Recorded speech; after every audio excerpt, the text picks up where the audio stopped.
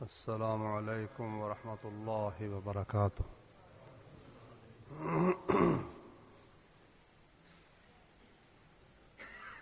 ان الحمد للہ نحمده ونستعینه ونستغفره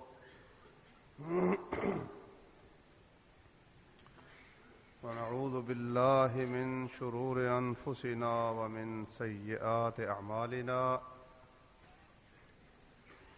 من يهده الله فلا مضل له ومن يضلل فلا هادي له، وأشهد أن لا إله إلا الله وحده لا شريك له، وأشهد أن محمدا عبده ورسوله، أما بعد فأعوذ بالله السميع العليم من الشيطان الرجيم من همزه ونفخه ونفثه۔ يا أيها الرسول بلغ ما أنزل إليك من ربك وإن لم تفعل فما بلغت رسالته والله يعصمك من الناس إن الله لا يهدي القوم الكافرين۔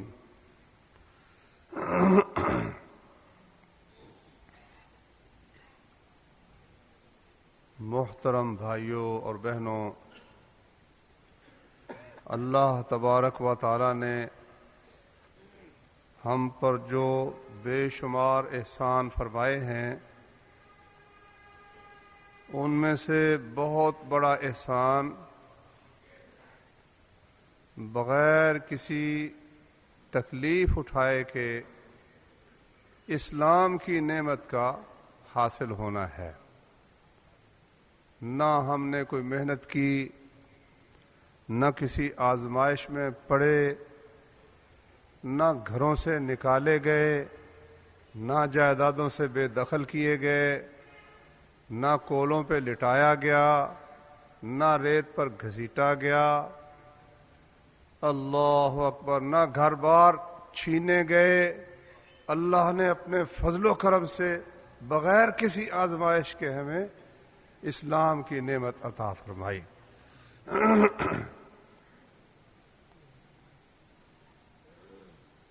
تو یہ نعمت ایسی عجیب نعمت ہے کہ کوئی مشرک شخص، کوئی کافر شخص اس کی قدر پہچان ہی نہیں سکتا۔ رسول کریم صلی اللہ علیہ وسلم نے فرمایا، ذاق طعم الایمان من رضی باللہ ربا وبالاسلام دینا وبمحمد نبیا صلی اللہ علیہ وسلم۔ ایمان کا ذائقہ اس شخص نے چکھ لیا جو اللہ کے رب ہونے پہ راضی ہے، اسلام کے دین ہونے پہ راضی ہے، اور محمد صلی اللہ علیہ وسلم کے نبی ہونے پر راضی ہے۔ اسلام کی لذت سے یہ شخص آشنا ہے، اس نے یہ لذت حاصل کر لی۔ میرے بھائیوں، اللہ کے رب ہونے کا مطلب کیا ہے؟ کہ اللہ تعالیٰ کے ہوتے ہوئے اس کو کسی دوسرے رب کی، جو اس کی پرورش کرے، اس کی ضرورتیں پوری کرے، جس کے سامنے وہ ہاتھ پھیلائے، جو اس کا داتا ہو، جو اس کا دستگیر ہو، جو غریب نواز ہو، جو گنج بخش ہو، اللہ کے ہوتے ہوئے نہ اسے کسی داتا کی ضرورت ہے، نہ دستگیر کی ضرورت ہے، نہ گنج بخش کی ضرورت ہے، نہ کسی غریب نواز کی ضرورت ہے۔ اللہ کے ہوتے ہوئے اس کو کسی اور کی ضرورت نہیں ہے۔ اور جسے اللہ تعالیٰ کے ساتھ اور غریب نوازوں کی ضرورت باقی رہتی ہے، داتاؤں کی ضرورت باقی رہتی ہے، گنج بخشوں کی ضرورت باقی رہتی ہے، لاکھ کلمہ پڑھتا رہے، اسلام کی لذت سے آشنا نہیں ہو سکتا کہ اسلام کیا چیز ہے اور ایمان کیا چیز ہے۔ ایمان کی لذت اسے حاصل نہیں ہو سکتی۔ اسی طرح اگر اس کے دل میں یہ خیال آتا ہے کہ میں کہاں پیدا ہو گیا، دیکھو عیسائی دنیا کے اندر غالب ہیں، کمیونسٹ جو ہیں کتنا علاقہ ان کے پاس ہے، تو میں کن غریب اور یہ محکوم قوم کے اندر پیدا ہو گیا؟ میرے بھائی اس کو اسلام کی لذت کیسے حاصل ہو سکتی ہے؟ سوچنا اسے یہ چاہیے کہ اتنی ترقیوں کے باوجود یہ ساری قومیں جنہوں نے لوہے کو ہوا میں اڑا دیا ہے، جنہوں نے ایٹم بم ایجاد کیے ہیں، اور دنیا کی عجیب و غریب کیلکولیٹر سے لے کر کمپیوٹر تک جنہوں نے ایجاد کر دیا ہے، حساب و کتاب کی اتنی ماہر ہے جس کی حد نہیں ہے، ان میں سے کچھ لوگوں کا حال یہ ہے کہ وہ اتنی موٹی بات ماننے اور جاننے کے لیے تیار نہیں ہے کہ ہمیں کوئی بنانے والا بھی ہے۔ وہ کہتے ہیں ہمیں کسی نے بنایا ہی نہیں، ہم خود بخود بن گئے ہیں۔ لو بتاؤ ان کی عقل کا ماتم کیا جائے یا نہ کیا جائے، لاکھ وہ کمپیوٹر بنا لیں، لاکھ وہ ترقی کر لیں، لیکن چھوٹی سے چھوٹی چیز جب بنانے والے کے بغیر نہیں بنتی تو انسان اور یہ ساری کائنات بنانے والے کے بغیر بن گئی، یہ کس طرح ہو سکتا ہے؟ پھر اس سے آگے بڑھو تو دوسری قوم آ گئی، وہ کہتے ہیں کہ ایک مسیح ہے، ایک اس کی ماں ہے، ایک روح القدس ہے، یہ تین ہیں مگر یہ در حقیقت ایک ہی ہے۔ ان کو اتنے حساب کے باوجود اتنا موٹا حساب سمجھ نہیں آیا کہ ایک اور ایک اور ایک یہ تین ہوتے ہیں۔ وہ کہتے نہیں ایک اور ایک اور ایک کیا ہوتا ہے؟ ایک ہی ہوتا ہے۔ لو اتنی دھاندلی اللہ کے متعلق، اس قدر دھاندلی، اسی لیے اللہ تعالیٰ قرآن میں کہتا ہے یعلمون ظاہرا من الحیات الدنیا وہم عن الآخرۃ ہم غافلون۔ یہ کافر لوگ دنیا کے کاروبار کو تو بہت اچھی طرح جانتے ہیں، دنیا کی زندگی کو، مگر آخرت کے متعلق ان کو کچھ بھی پتہ نہیں، بالکل غافل ہیں۔ تو پروردگار کا شکر ہے جس نے اپنے فضل و کرم سے اپنی پہچان ہمیں نصیب فرمائی، پھر ہمیں یہ سمجھ عطا فرمائی کہ میں اکیلا ہی اس کائنات کو چلانے والا ہوں۔ اگر دو ہوتے تو یہ کائنات کبھی کی آپس میں ٹکرا کر فنا ہو جاتی اور یہ زمین و آسمان باقی نہ رہ جاتے۔ یہ اس پاک پروردگار نے ہمیں اس کی سمجھ عطا فرمائی، اس پر اللہ تعالیٰ کا شکر ادا کیا کرو۔ قومیں جب بھٹکنے لگتی ہیں اس حد تک بھٹک جاتی ہیں، جیسا کہ ہندوؤں کو دیکھ لو کہ وہ اللہ تعالیٰ سے جب ہٹے ہر چیز میں ان کو خدا نظر آنے لگا، پیپل بھی خدا ہے اور دریا بھی خدا ہے اور سانپ بھی خدا ہے اور بندر بھی خدا پوجا کے قابل ہے، حتیٰ کہ انسانی عضو جو ہے اس کی بھی انہوں نے پرستش اور پوجا شروع کر دی۔ کوئی حد ہے پستی کی، اس قدر کمین کی، اس قدر ذلت کہ کائنات کو پیدا کرنے والے کو چھوڑ کر بندروں کی پرستش ہو رہی ہے اور اسی طرح سانپوں کی پرستش ہو رہی ہے۔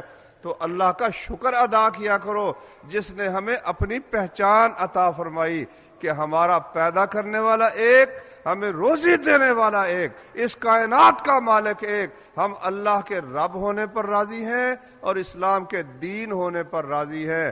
اگر کوئی آزمائش ہے ہماری بدعملی کی وجہ سے ہے، اگر ہم اللہ اور اس کے رسول کے احکام پر قائم ہو جائیں، یہ کافر بیچارے تو کچھ بھی نہیں اللہ کے فضل و کرم سے۔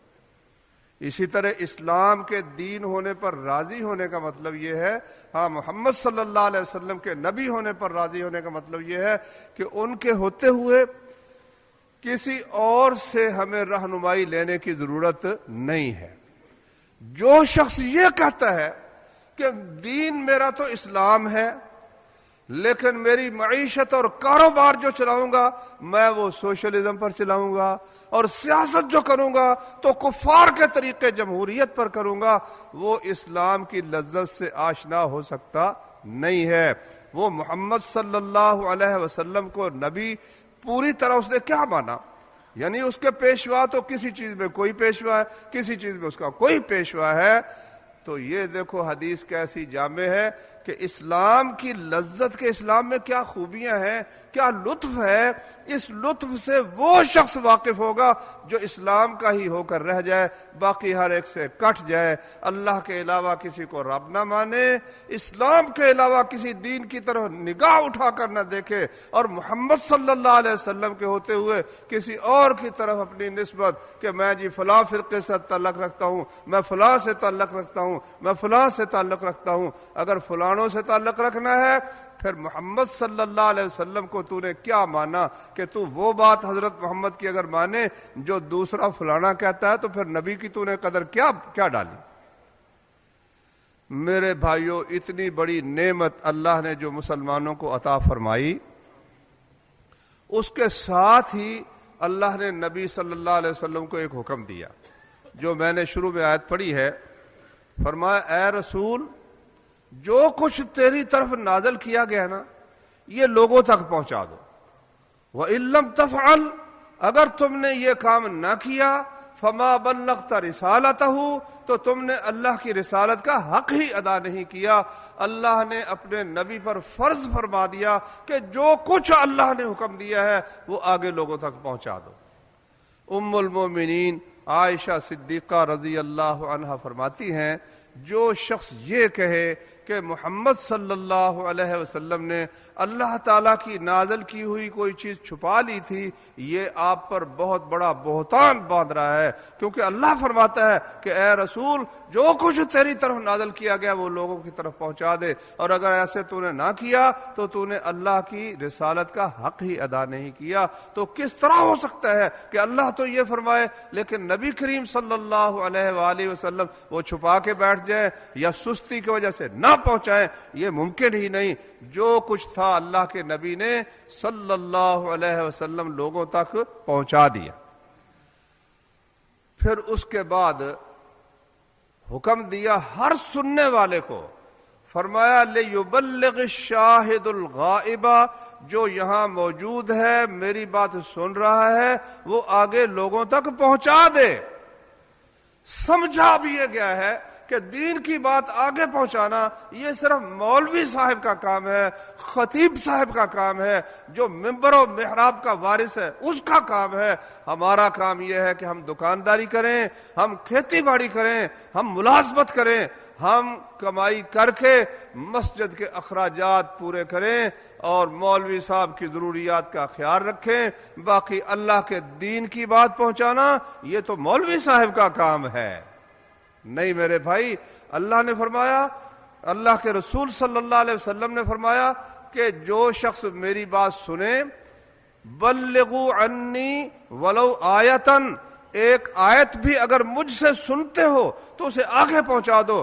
دیکھو صحابہ کرام میں سے چند لوگ تو ایسے تھے جنہوں نے زیادہ عرصہ نبی صلی اللہ علیہ وسلم کے ساتھ گزارا، ورنہ اکثر وہ تھے جو کوئی 1 دن آپ کے ساتھ رہا، کوئی 10 دن رہا، کوئی 20 دن رہا۔ ان 10 دنوں میں انہوں نے جب بات سنی، اس ایک لمحے میں انہوں نے جو رسول اللہ صلی اللہ علیہ وسلم سے سنا وہ آگے انہوں نے لوگوں تک پہنچا دیا۔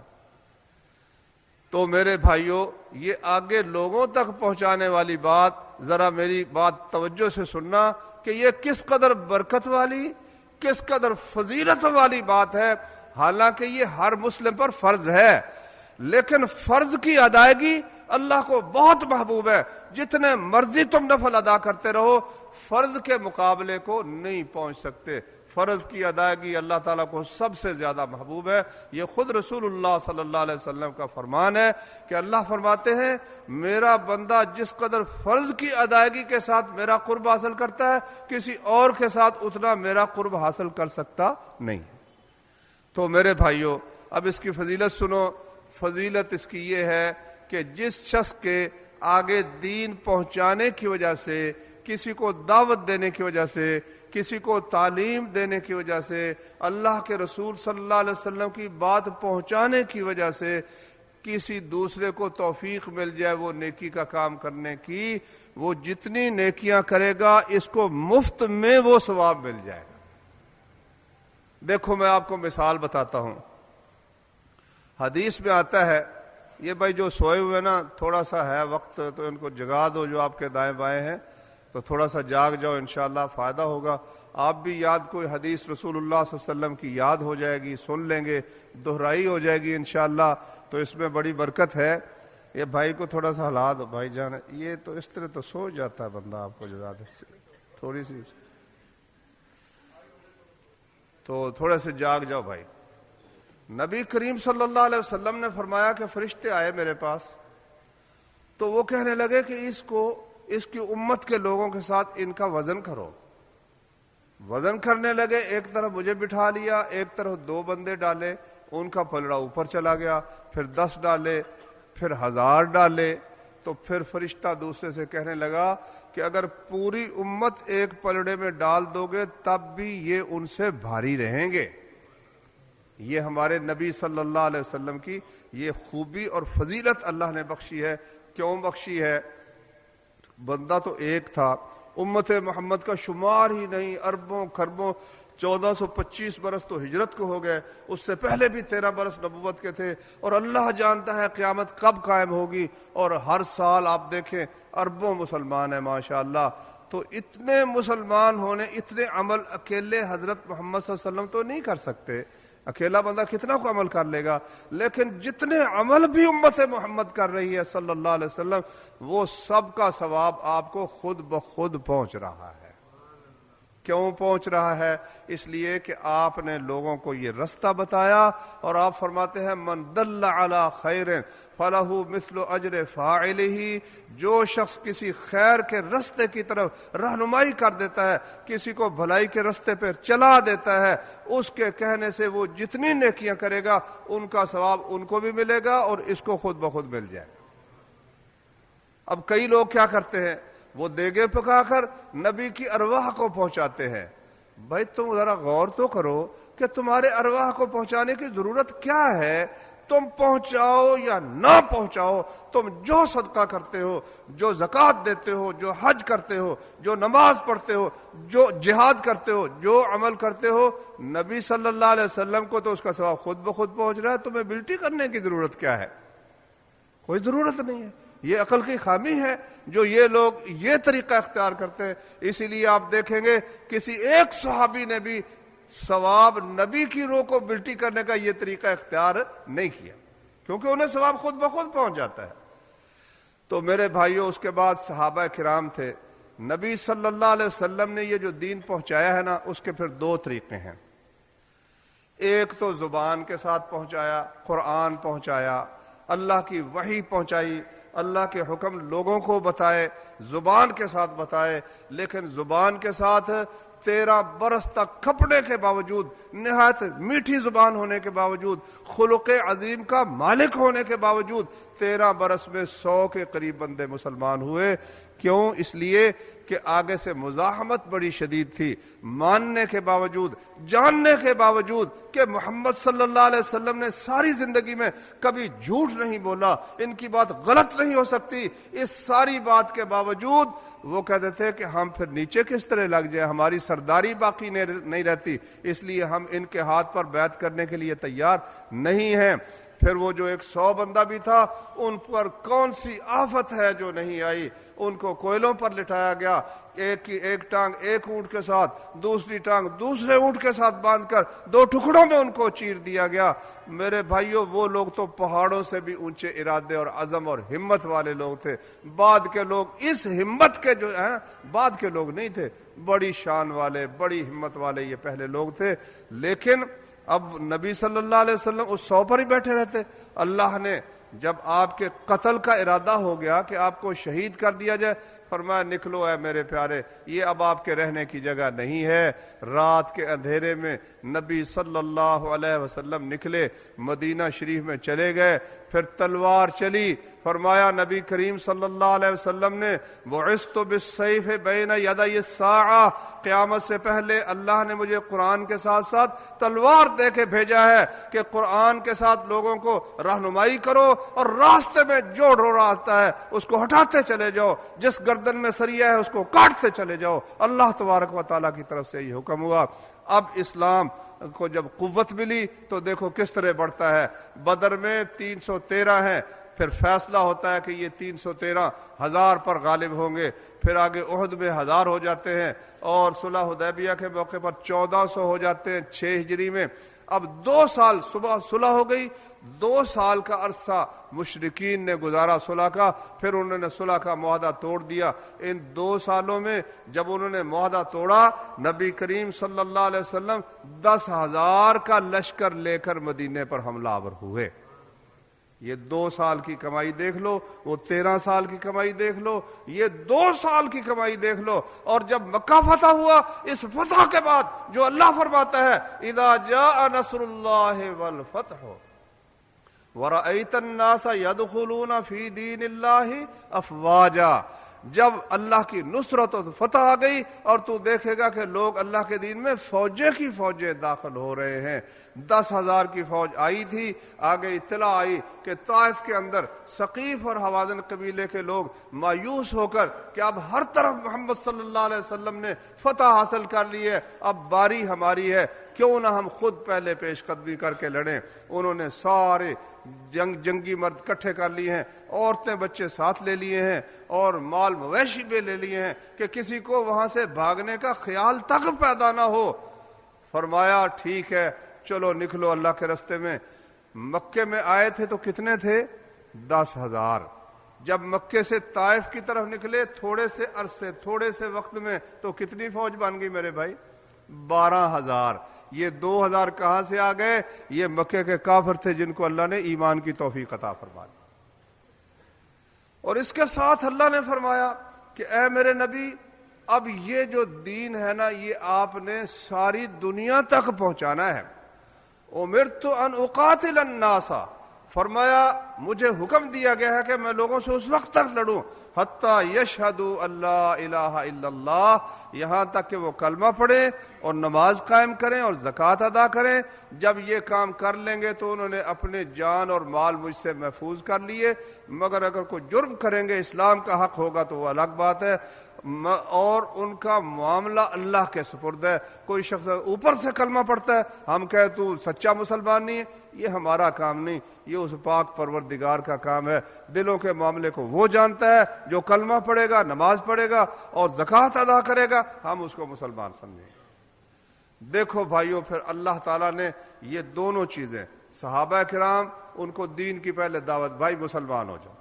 مسلمان نہیں ہوتے، ٹھیک ہے، زبردستی بالکل نہیں۔ اللہ کہتا ہے لا اکراہ فی الدین، ایک بندے کو نہیں اسلام سمجھ آیا زبردستی مسلمان نہیں کرنا، لیکن اب غلبہ کفر کا رہے، مسلمان ماتحت رہے، حکومت کافروں کی ہو، اللہ کو یہ بات گوارا نہیں ہے۔ اور یہ کہاں ہے؟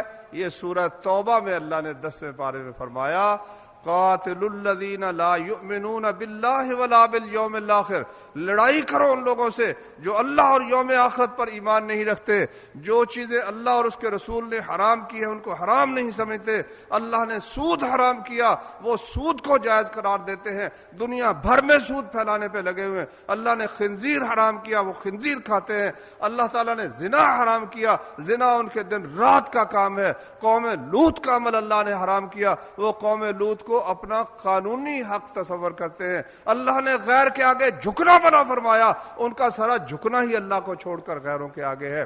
فرمایا ان سے لڑو، خواہ یہودی ہوں، کہ ہمارے پاس کتاب موجود ہے۔ فرمایا بے شک کتاب موجود ہے لیکن وہ بدل چکی ہے، وہ آسمان والی کتاب ہوتی تو حضرت محمد کے ہاتھ پر بیعت کر لیتے صلی اللہ علیہ وسلم۔ فرمایا ان سے لڑو، کب تک لڑو؟ حتیٰ یعطوا الجزیۃ عن ید، یہاں تک کہ اپنے ہاتھوں سے جزیہ دیں، وہم صاغرون، اور وہ تمہارے ماتحت ہو کر زندگی بسر کریں۔ یہ اللہ کا حکم ہے۔ اب صحابہ کرام ان کو کہتے بھائی مسلمان ہو جاؤ تو تم ہمارے بھائی ہو، اللہ اکبر، تم ہی حکومت کرو، ہمیں کچھ نہیں چاہیے، اپنا معاملہ سنبھالو۔ لیکن اگر مسلمان نہیں ہوتے پھر حکومت تمہاری ختم، ہماری حکومت مانو، حفاظت ہم کریں گے، تم ہمیں جزیہ دو۔ اگر یہ بھی نہیں تو پھر لڑنے کے لیے تیار ہو جاؤ۔ تو میرے بھائی آپ دیکھیں، کچھ لوگ ایک عجیب بات کرتے ہیں، کہتے ہیں دیکھو بھائی آپ لوگ کافروں کو مار رہے ہیں، گولیاں مار مار کر جہنم رسید کر رہے ہیں، ہم لوگ ان کو دعوت کی میٹھی گولی دیتے ہیں جس کے ساتھ وہ جنت میں جاتے ہیں۔ اللہ اکبر۔ نبی پاک صلی اللہ علیہ وسلم نے علی رضی اللہ عنہ کو جو خیبر میں بھیجا تھا، ان کو کہا کہ یاد رکھو سب سے پہلے جا کے اسلام کی دعوت دینا، ایک بندے کو بھی ہدایت ہو جائے تو سرخ اونٹوں سے تمہارے لیے بہتر ہے۔ اچھا بھائی، اب وہ وقت ہے، یہ پاکستان کا خالد ہے، یہ ہند کا خالد ہے، کہتے ہیں رستم، اس چوڑے کے متعلق کہتے ہیں جس بیچارے کی کچھ حیثیت نہیں تھی، ڈر گیا اور ڈر کر کہتا ہے جب یہ 3 چیزیں پیش کی نا، کہتا ہے جی ہمیں کچھ وقت چاہیے، مہلت چاہیے۔ کہا کتنی مہلت چاہیے؟ کہتا مہلت اتنی چاہیے کہ ہم اپنے بادشاہ سے پیچھے خط و کتابت کریں گے اور پھر وہاں سے جواب آئے گا، پھر آپ کو بتائیں گے کہ ہم مسلمان ہوتے ہیں یا نہیں ہوتے، جزیہ دیتے ہیں یا نہیں دیتے، لڑتے ہیں یا نہیں لڑتے، بعد میں ہم آپ کو بتائیں گے۔ امیر لشکر نے کہا نا بھائی جان، بات یہ ہے 3 دن کی مہلت ہے آپ کے پاس، 3 دن میں فیصلہ کر لو، اگر محتاط ہوتے ہو محتاط ہو جاؤ، مسلمان ہوتے ہو مسلمان ہو جاؤ، ورنہ لڑنے کے لیے تیار ہو جاؤ۔ تو میرے بھائیوں اس کی برکت تھی کہ اللہ تعالیٰ کے پیغمبر صلی اللہ علیہ وسلم نے فرمایا میرے لیے زمین طے کر دی گئی مشرق سے لے کر مغرب تک، اور مجھے جہاں تک میری امت کا ملک پہنچے گا اللہ نے مجھے وہ سارا دکھا دیا۔ دیکھو اللہ کی شان، حافظ ابن حزم فرماتے ہیں کہ رسول کریم صلی اللہ علیہ وسلم کے اس فرمان کے مطابق جنوب و شمال کی طرف ہمارا علاقہ مسلمانوں کا کم پھیلا ہے، اتنا نہیں پھیلا جس قدر مشرق و مغرب کی طرف پھیلا ہے۔ لو چلتے چلے جاؤ، سعودی عرب سے چلے آگے ایران ہے، عراق ہے، ترکی ہے، اور پاکستان ہے، افغانستان ہے، یہ علاقہ سارا ازبکستان اور تاجکستان اور جتنے علاقے 5 ملک جو پاکستان سے بھی 2 3 گنا، ترکستان چین تک چلا گیا سلسلہ، ادھر پاکستان ہے، ہندوستان ہے، اس کے ساتھ بنگلہ دیش ہے، آگے انڈونیشیا ہے، ملائیشیا ہے، کہاں تک مسلمانوں کی حکومت چلی گئی۔ اور مغرب میں پرلی طرف مصر ہے، جناب لیبیا ہے، اور اسی طریقے سے مراکش ہے مغرب کی طرف، اور افریقہ کے ممالک جہاں آگے سمندر کا وہ علاقہ آ جاتا ہے جہاں کوئی گاڑی نہیں جا سکتی، دلدلی علاقہ ہے، کشتی نہیں جا سکتی، جہاں جا کر ذوالقرنین بھی رک گیا تھا، وہاں جا کر امت محمد صلی اللہ علیہ وسلم کی حکومت وہاں تک پہنچ گئی۔ یہ اللہ تعالیٰ کا فضل و کرم ہے۔ پھر اب دیکھو، اب صورتحال مسلمانوں کی جو ہے وہ آپ بھائیوں کے سامنے ہے۔ تو یہ اسلام کی سربلندی کافر کو بہت کھٹکتی ہے۔ اس وقت دنیا بھر کے کافر اس بات سے سخت پریشان ہے کہ کمیونزم کا تو زوال ہو گیا، اب کوئی چیلنج کرنے والی اگر قوت موجود ہے تو وہ اسلام ہے۔ عیسائیت کو چیلنج کرنے والی قوت، سوشلزم کو چیلنج کرنے والی قوت، ہندو مذہب کو چیلنج کرنے والی قوت صرف اور صرف اسلام ہے میرے بھائیوں۔ اور یہ اتنا سخت جان ہے، اتنا سخت جان ہے کہ بغداد ابھی ایک دفعہ ہی برباد نہیں ہوا، پہلے بھی ہلاکو خان نے برباد کیا تھا اس کو، اور لاکھوں مسلمان تہہ تہہ کر دیے تھے۔ حکومت اس کے پوتے کی تھی اور وہ پکا بے ایمان کافر تھا، لیکن جب اس نے قرآن کا مطالعہ کیا تو اس کا پوترا الحمدللہ مسلمان ہو گیا۔ اقبال نے کہا ہے عیاں یورش تاتار کے افسانے سے، پاسباں مل گئے کعبے کو صنم خانے سے۔ تو اب ان کو یہ فکر ہے کہ یہ چیز آگے بڑھے گی، جہاں خالص اسلام نافذ ہوتا ہے خطرے کی گھنٹیاں دنیا بھر میں بج جاتی ہیں کہ ایسا امن اطمینان تو دنیا میں کسی کو نصیب ہی نہیں ہے، لوگ اس کی طلب نہ کرنے لگ جائیں۔ افغانستان میں جب امن 6 سال کے اندر، دنیا بھر میں ایسا امن سعودی عرب اور افغانستان کے علاوہ کہیں نہیں، انہوں نے سمجھا اب یہ تو پاکستان میں بھی آ جائے گا، پاکستان سے بڑھ کر یہ تو پھر ہند میں بھی جائے گا، اس کا ابھی سے بندوبست کرو۔ میرے بھائیوں، اس سارا جو کچھ ہو رہا ہے اس کا نشانہ مسلمان ملک ہے، اور اصل نشانہ وہ کیری نے صاف کہہ دیا، بش اس سے بھی خبیث ہے۔ اس نے کہا بش تو بے وقوف ہے، تو عراق اور افغانستان پر تو نے حملہ کیا، یہ سارا سلسلہ اٹھا تو پاکستان اور سعودی عرب سے، اور تو دوسروں کو مار رہا ہے۔ مارنا تو پہلے ان کو چاہیے، مارنا بش نے بھی ہے، مگر وہ کہتا ہے بھائی مارے بغیر اگر یہ میرے ہاتھ میں آ جائیں تو مجھے مارنے کی ضرورت کیا ہے، وہ زیادہ خبیث ہے اور زیادہ سیاست کے اوپر لگا ہوا ہے۔ تو میرا عرض کرنے کا مطلب یہ ہے کہ یہ جو اللہ تعالیٰ کی نعمت مسلمانوں کو اللہ تعالیٰ نے عطا فرمائی ہے، یہ جو جرت ہے، یہ جو اٹھنا ہے، کافروں کا مقابلہ کرنا ہے۔ عراق میں کافر پریشان، اللہ کا شکر ہے، افغانستان میں کافر پریشان، کشمیر میں کافر پریشان، شیشان میں کافر پریشان۔ یہ 2 ادارے ایسے ہیں جو کافر کو بہت تکلیف دے رہے ہیں۔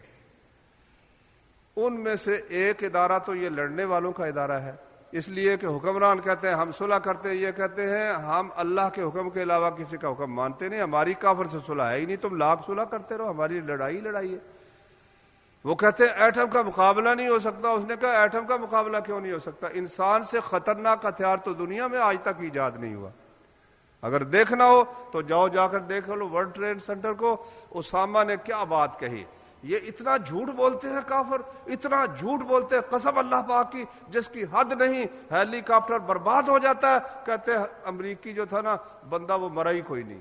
ہیلی کاپٹر مر گیا, تباہ ہو گیا, گاڑی اڑ گئی, بندے بالکل جانی نقصان ہوا ہی نہیں. ہر طرح جھوٹ ہی جھوٹ. ہزاروں جنازے چلے گئے, لوگ روزانہ ان کی لاشیں اٹھتی ہے, کہتے نہیں کوئی نقصان جانی کوئی نہیں ہوا.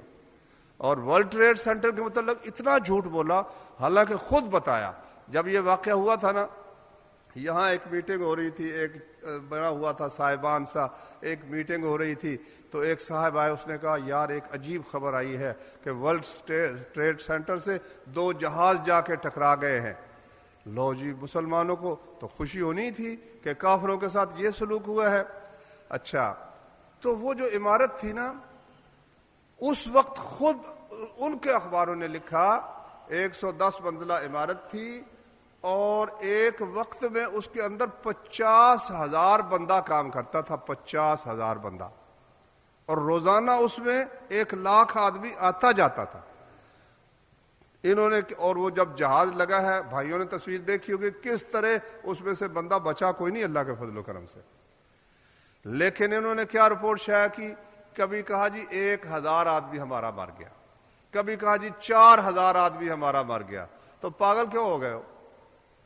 اسامہ کی اب آئی ہے کیسٹ ماشاءاللہ. انہوں نے کہا 1 سال میں ہم پکڑیں گے زندہ یا مردہ. 3 سال دندنا رہا ہے الحمدللہ, خبریں بھی اس کی آ رہی ہیں, تقریریں بھی اس کی آ رہی ہیں. اس نے کہا او امریکیوں, ہم یہ نہیں چاہتے تھے کہ تمہیں ہم ماریں اس طرح سے, لیکن ہمیں سوڈان میں دیکھو تم نے ہماری آبادیوں پر بم برسائے, کروز میزائل برسائے. اس کے افغانستان کے اندر ہماری آبادیاں ویران ہوں گی, ہمارے بندے قتل ہوں گے, ہماری عورتیں بچے ماری جائیں گی, تو پھر تمہیں بھی امن اطمینان سے دنیا میں رہنا نصیب نہیں ہو سکتا. کہتا ہے دیکھو کہاں گئے وہ تمہارے بھیڑوں کے رکھوالے, بکریوں کی رکھوالی کرنے والے. 50,000 آدمیوں کو بے یار و مددگار چھوڑ کر کدھر چلے گا وہ تمہارا سارا نظام؟ اگر تم باز نہ آئے پھر ہم دوبارہ تمہارے ساتھ اسی طرح کریں گے. سوچو کون سا ایٹم بم ہے اسامہ کے پاس؟ اس کے پاس تو بیٹھنے کے لیے جگہ بھی کوئی نہیں ہے.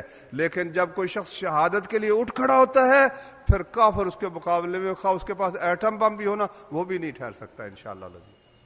ایک ادارہ تو یہ ہے.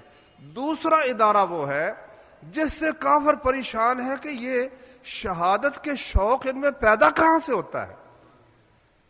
پرویز مشرف صاحب بھی چونکہ ان کی زبان بولتے ہیں نا, اس نے تقریر کی, کہتا ہے یہ جو لوگ ہیں نا جہادی, یہ لوگوں کا نا ذہن بناتے ہیں, ان کو ابھارتے ہیں, ان کو کہتے ہیں تمہیں جنت ملے گی. لو یہ ایک مسلمان کی زبان ہے, اور مسلمان تو کرتا ہی سب کچھ جنت کے لیے ہے. دنیا میں اس کا رہنا تو ہے ہی بالکل عارضی, جانا ہی جانا ہے.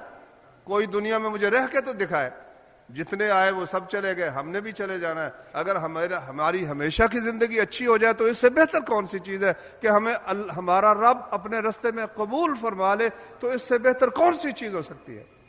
دوسرا ادارہ میرے بھائی جس سے ان کو تکلیف وہ یہ ہے, جو لوگوں کو اس پر اٹھاتا ہے, وہ یہ قرآن کریم ہے.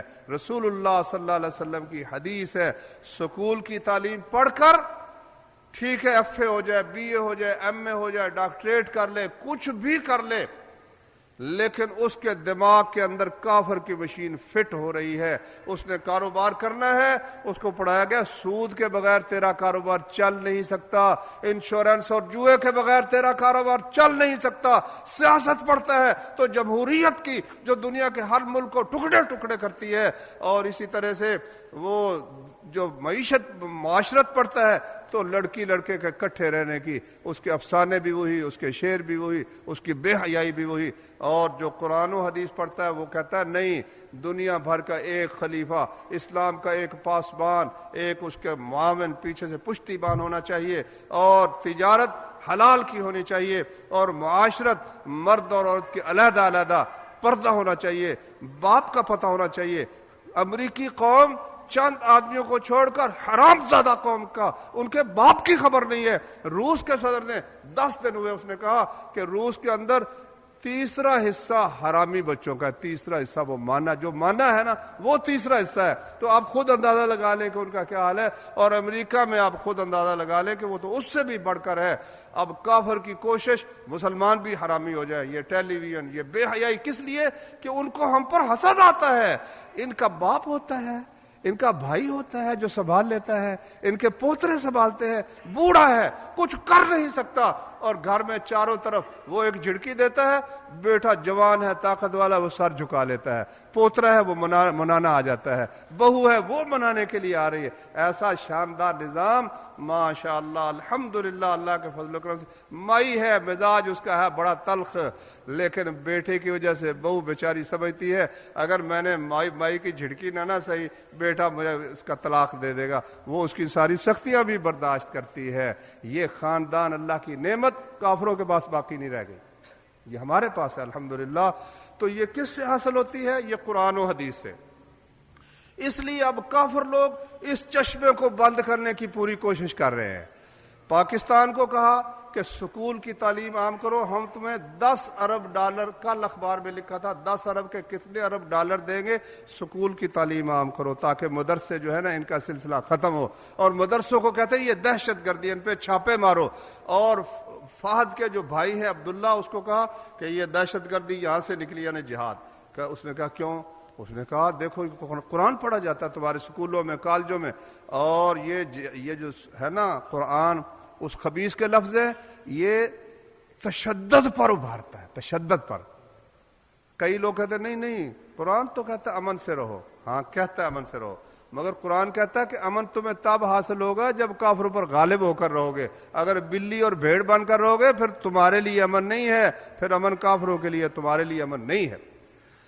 اس نے کہا اس قرآن کو سکولوں سے نکالو۔ انہوں نے تو خیر علماء کو اکٹھا کر لیا، بندہ دانا تھا، علماء کو جمع کر کے 10,000 عالم جمع کیے، مسئلہ رکھا۔ انہوں نے کہا یہ ہمارا دین ہے۔ اس نے صاف کہہ دیا کہ بش صاحب یہ ہمارا دین ہے، میں مجبور ہوں، آخر میری رعایا بھی ہے، میں کس طرح حکومت کر سکتا ہوں اگر ان کی مخالفت کروں، ہم یہ نہیں نکال سکتے۔ مشرف صاحب نے کہا نکالو، اور زبیدہ جلال کو لگایا ہوا ہے، سورہ توبہ نکال دی ہے اور باقی نکالنے کی فکر میں ہیں۔ لیکن انشاءاللہ ان کا ابا جو انگریز تھا نا، امریکیوں کا ابا 200 سال کوشش کرتا رہا، لیکن اس پاکستان ہندوستان سے قرآن و حدیث کی تعلیم نہیں نکال سکا، کیونکہ ساری مدرسوں کی جائیدادیں چھین کر دولتانوں، ٹیوانوں اور فلانوں کو دے دی، اور ان کے لیے کچھ بھی جب باقی نہ رہا، مسلمانوں نے اپنا فرض سمجھ کر اپنا پیٹ کاٹ کر بھی ان مدرسوں کو الحمدللہ باقی رکھا ہے۔ تو میرے بھائیوں، میں آپ سے یہ درخواست کرتا ہوں کہ آپ اور ہم سب مل کر یہ جو کافر کی سازش ہے اس کو کامیاب ہم نے ہونے دینا نہیں ہے، بلکہ ہم خود بھی قرآن و حدیث کی تعلیم حاصل کریں گے۔ ہمارے بچے جو BA کر چکے ہیں، MA کر چکے ہیں، لطف تو یہ ہے نا کہ دنیا کی تعلیم جس نے حاصل کی ہے وہ دین کی تعلیم حاصل کرے۔ وہ صرف ایسے مولوی سے جو صرف دین کی تعلیم ہے اس کے پاس، اس سے بہت زیادہ اللہ کے دین کا کام کر سکتا ہے۔ کیوں؟ اس لیے کہ وہ دوسری تعلیم بھی جانتا ہے۔ حضرت عمر رضی اللہ عنہ نے فرمایا کہ جب تک تم کفر کو جانتے پہچانتے رہو گے کہ کفر کیا کہتا ہے، اس وقت تک اسلام کو خطرہ ہی کوئی نہیں۔ جاہلیت کو پہچاننے والے جب تک باقی رہیں گے کہ جاہلیت کیا کہتی ہے، کفر کیا کہتا ہے، اسلام کو کوئی خطرہ نہیں۔ لیکن جب کفر کو جاننے والے مٹ گئے پھر اسلام ایک ایک کڑی کر کے ٹوٹ جائے گا۔ یہ حضرت عمر کا فرمان ہے۔ تو ایسے نوجوان جو BA کر چکے ہیں، MA کر چکے ہیں، وہ اللہ کے دین کی تعلیم حاصل کریں، انشاءاللہ کافر کے سینے میں وہ ایٹم بم سے بھی زیادہ خطرناک ہو کر وار کریں گے اللہ کے فضل و کرم سے۔ اور ہمارے وہ بچے جو مڈل یا میٹرک ہیں، بچپن میں جس طرح ذہن میں بات بیٹھتی آپ سمجھتے ہیں کہ اس طرح پھر بڑے ہو کر نہیں بیٹھتی۔ تو میں آپ بھائیوں کو یہ اور اپنی بہنوں کو بھی یہ ترغیب دیتا ہوں کہ اب رمضان شریف کے بعد ہمارے مدارس شروع ہو رہے ہیں، سارے دینی مدارس کا یہ تو دوسروں کا تو ہوتا ہے جنوری فروری کے لحاظ سے مارچ میں شروع ہوتے ہیں یا جنوری میں شروع ہوتے ہیں. ہمارے دینی مدارس وہ شروع ہوتے ہیں شوال میں. رمضان کے بعد 6 دن کو شروع ہوگا, کوئی 10 دن کو 15 دن.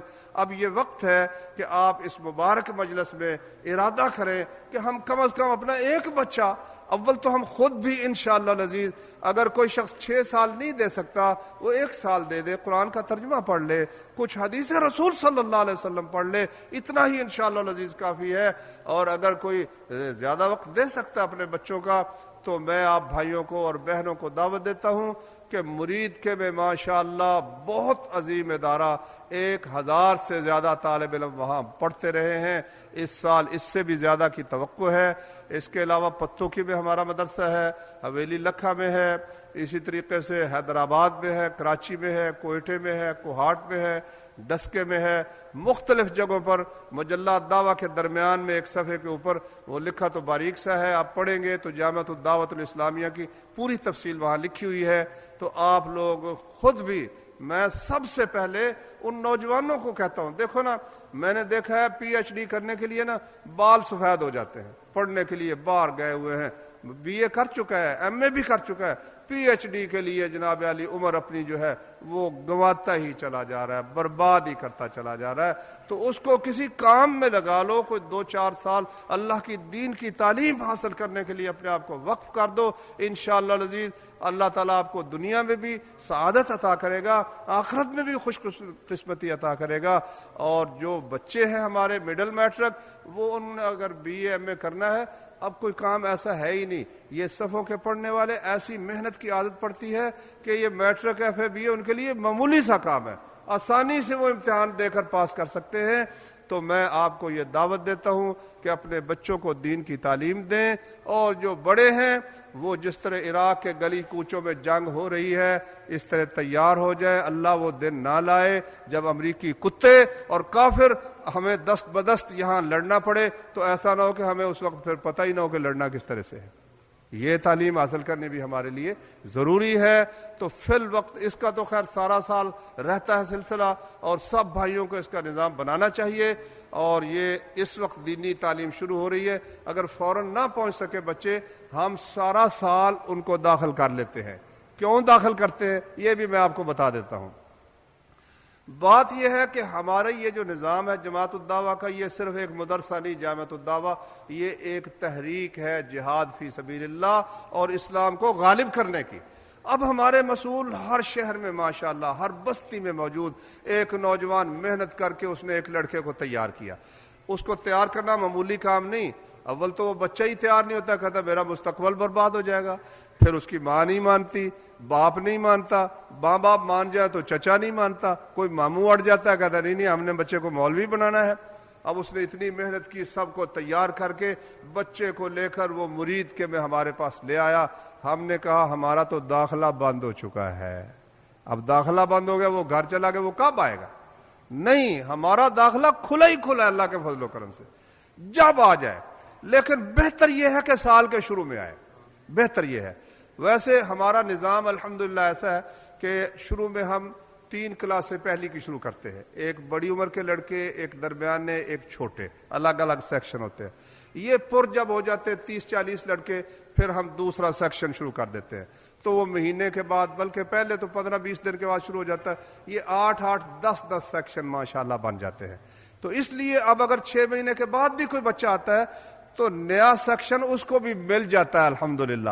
لیکن ہے یہ کہ پھر اس کو اگلے سال میں بھی پھر پڑھنا پڑے گا پہلی کا کورس. اس لیے بہتر یہ ہے کہ اب یہ جو وقت ہے اس میں بچوں کو لے آئیں. اگر آپ کے بچے مڈل یا میٹرک کرنا چاہتے ہیں کروا لیں, ان کو ضائع نہ کریں. مڈل میٹرک کروا کر امتحان دلوا کر ان کو ہمارے پاس لے آئیں. اللہ تبارک و تعالی آپ بھائیوں کا سننا قبول فرمائے. ماشاءاللہ آپ نے دلچسپی سے سنا.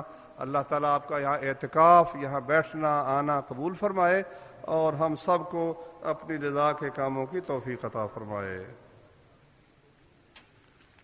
یہ کچھ سوال ہیں بھائی. کیا نفلی نماز میں مقتدی قرآن ہاتھ میں پکڑ کر سن سکتا ہے تراویح میں؟ ہاں بھائی سن سکتا ہے. صحیح بخاری میں ہے کہ حضرت عائشہ کا غلام تھا ذکوان, وہ قرآن سے پڑھتا تھا اور حضرت عائشہ اس کے پیچھے پڑھتی تھیں.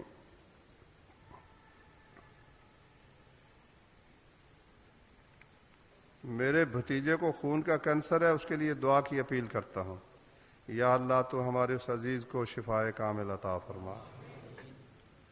کیا وطروں کے بعد بیٹھ کر 2 نفل پڑھے جا سکتے ہیں؟ نبی صلی اللہ علیہ وسلم سے ثابت ہے، آپ نے وطروں کے بعد 2 نفل بیٹھ کر پڑھے ہیں، لیکن علماء یہ فرماتے ہیں کہ آپ نے فرمایا ہے کہ میں بیٹھ کر بھی پڑھوں تو مجھے پورا ثواب ہوتا ہے۔ ایک دفعہ آپ پڑھنے لگے نا بیٹھ کر، عبداللہ بن عمر پریشان کھڑے ہو کر ہاتھ رکھ لیا سر پر۔ آپ نے بعد میں پوچھا بھی تم پریشان کیوں، حیران کیوں ہو؟ کہا جی آپ نے کہا بیٹھ کر پڑھو تو آدھا ثواب ہوتا ہے، تو آپ بیٹھ کر پڑھ رہے، فرمایا مجھے پورا ثواب ہوتا ہے۔ تو اس سے علماء کہتے ہیں کہ بہتر یہ ہے کہ یہ 2 نفل بھی کھڑے ہو کر پڑھے۔ وہ اللہ تعالیٰ اس کے عذر کو جانتا ہے، انشاءاللہ العزیز وہ بیماری کا ثواب ہو سکتا ہے پوری نماز سے ہی زیادہ دے دے، تو یہ تو اللہ کا کام ہے نا۔ اگر والدین کہیں کہ داڑھی اتروا دو تو ان کو تم کہو کہ رکھو، یہ کون سی ایسی بات ہے؟ وہ کہتا اترواؤ تم کو رکھو۔ ہاں جی، تو آج ایک بھائی نے ایک لطیفہ سنایا، کہتا میرا چچا مجھے کہنے لگا کہ سر کے بال مڈا دو تو 1 سیر دیسی گھی تمہیں ہر مہینے دے دیا کروں گا۔ میں نے کہا چچا تو حکا چھوڑ دے اور وہ دیسی گھی خود ہی کھا لیا کر، سمجھے نا؟ تو اگر وہ کہتے داڑھی اتروا دے تو آپ ان کو کہو کہ چچا ابا جی آپ داڑھی رکھ لیں، تو دعوت کا مقابلہ تو دعوت سے ہوتا ہے نا۔ باقی یہ نہیں کہ آپ اتروا دیں، باپ کی ایسی بات جو اللہ کے حکم کے خلاف ہے وہ ماننی جائز نہیں ہے۔ سورہ فاتحہ سے پہلے بسم اللہ پڑھنی کیا جائز ہے؟ اگر جائز ہے تو اس مسجد میں کیوں نہیں پڑھی جاتی؟ پڑھی جاتی ہے الحمدللہ، ہم بھی پڑھتے ہیں، لیکن بسم اللہ آہستہ پڑھنی یہ ثابت ہے، اس لیے آہستہ پڑھی جاتی ہے۔ کسی باپ کی موجودگی یعنی زندگی میں بیٹی کا نکاح اس کے بھائی اور ماں کر سکتے ہیں؟ ماں تو کسی صورت عورت ولی نہیں ہو سکتی، بھائی بھی باپ کی موجودگی میں اس کی اجازت سے کر سکتا ہے، لیکن اگر اجازت وہ نہیں دیتا تو پھر صرف ایک صورت ہے کہ باپ جو ہے وہ کسی ضد میں آ کر بچی کا نکاح کرتا ہی نہیں، وہ 30 برس کی ہوگی، وہ کرتا ہے، جو رشتہ آتا ہے اس کو تلکاتا چلا جاتا ہے، اب اس کی ولایت ختم ہے۔ یا وہ کہتا ہے اپنی بچی کا رشتہ کسی مشرک سے کرنا چاہتا ہے، تو پھر بھائی اگر توحید والا ہے تو وہ کسی توحید والے کے ساتھ رشتہ کر دے تو انشاءاللہ جائز ہے۔ اگر کوئی باپ بیٹا ناراض ہوں اور ایک ہی جگہ اعتکاف کر رہے ہو تو کیوں ان کا اعتکاف ہو جائے گا؟ اعتکاف تو انشاءاللہ شاید ہو ہی جائے گا، لیکن وہ جو قبولیت والی بات ہے وہ صلح ہونی چاہیے۔ اللہ تعالیٰ کہتا ہے بھی تم معاف کرو تو میں تمہیں معاف کروں گا، تو ایک دوسرے کو میرے بھائیوں یہ وقت ہے کہ معاف کر دو، غیر مشروط بغیر شرط کے معاف کر دو، اللہ بھی انشاءاللہ بغیر شرط کے معاف کر دے گا۔ عصر کی 4 سنت پڑھنا سنت ہے، ثابت ہے یا نہیں؟ ہاں بھائی صحیح حدیث ہے، اللہ کے رسول نے دعا کی کہ اللہ اس بندے پر رحم کرے جو عصر سے پہلے 4 رکعتیں پڑھے، تو یہ دعا اگر لینا چاہتا ہے تو پڑھ لے۔ مغرب کے بعد جو نفل اوابین پڑھے جاتے ہیں ان کی کیا حیثیت ہے؟ 2 رکعتیں مغرب کے بعد ثابت ہیں، یہ جو 4 رکعتیں بعد میں پڑھتے ہیں اوابین، یہ حدیث اللہ کے نبی سے ثابت نہیں ہے۔ دعائے قنوت وطروں والی اور دعائے قنوت نازلہ میں کیا فرق ہے؟ وطر کی دعائے قنوت رکوع سے پہلے ادا کرنا کیسا ہے؟ ہم اس پر عمل کیوں نہیں کرتے؟ ہم تو بھئی کرتے ہیں، وطر میں رکوع سے پہلے بھی ہم دعائے قنوت کر لیتے ہیں، تو پہلے بھی کر سکتا ہے، بعد میں بھی۔ نازلہ کا مطلب ہے دشمن کے خلاف مصیبت کے وقت، یہ عموماً رکوع کے بعد کرتے تھے، عام قنوت وہ رکوع سے پہلے کرتے تھے، تو اب بھی اگر بعد میں بھی کر لیتا ہے، چونکہ دعا میں نازلہ قنوت بھی ہوتی ہے تو اس لیے وہ قنوت نازلہ کی وجہ سے وطروں میں بعد میں کر لیتے ہیں، اس میں انشاءاللہ کوئی حرج نہیں۔